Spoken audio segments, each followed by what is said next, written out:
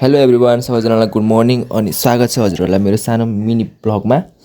हजुरहरू सबैजना सन्चै हुनुहुन्छ होला। आज म चाहिँ बिहान 10 बजेतिर समथिङ 10 बजीतिर उठेको थिएँ र बिहान केही पनि काम गर्न पाएन मेरो, किनभने चाहिँ म ग्यारेज जानुपर्ने थियो मेरो बाइक बनाउनुको लागि। खै कताबाट फ्युलहरू चुहिरहेको थियो क्या सानो, त्यही हुनाले त्यहाँदेखि बाइकमा हल्का फ्रो लागेको थियो। किनभने चाहिँ अब म पनि दिनभरि काम गर्नुपर्छ नि त।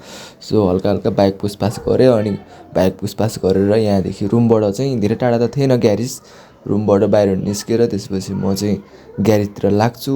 ग्यारेज पुगेर चाहिँ म चाहिँ यो दाइलाई चाहिँ सधैँ बनाइराख्ने दाइ ग्यारेज हो नि त। अनि सो मैले दाइलाई सबै कुराहरू प्रब्लमहरू भनेँ अनि मलाई नै हतार थियो क्या। अनि सो दाइलाई मैले भने रिक्वेस्ट गरेँ, दाइ छिटो गरिदिनु न भनेर। अनि सो दाइले पनि सक्दो छिटो गरिदिनु भयो, किनभने म पनि त्यहाँ सधैँ बनाउनुको लागि जान्थेँ नि त। अनि गाडी बनाएर मेरो पनि त्यहाँदेखि धेरै टाढा छैन क्या साथीको रुम। सो साथीको रुमतिर लागेको, सबैजना सुतिरहेको थियो कि 10 साढे 10 बजीसम्म सबैजना सुतिरहेको थियो। अनि सो सबैजनालाई उठाएँ, ल जाऊँ न त केटा हो चिया खान जाऊँ भनेर केटाहरूलाई भनेको। अर्को पनि सुतिरहेको थियो, अर्को साथी पनि।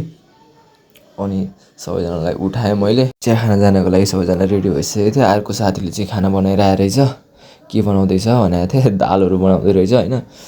अनि एकछिन हाँसो मजाक गऱ्यो, केटाहरू पनि आइसकेका थिए। एउटा चाहिँ काममा गएको थियो, त्यो पनि आइसकेको थियो, बिहानको ड्युटी थियो क्या उसको, त्यो पनि आइसकेको थियो। ल जाऊँ न त काम चिया खान भनेर चाहिँ अनि हामी सबैजना निस्क्यौँ चियाको अड्डातिर होइन।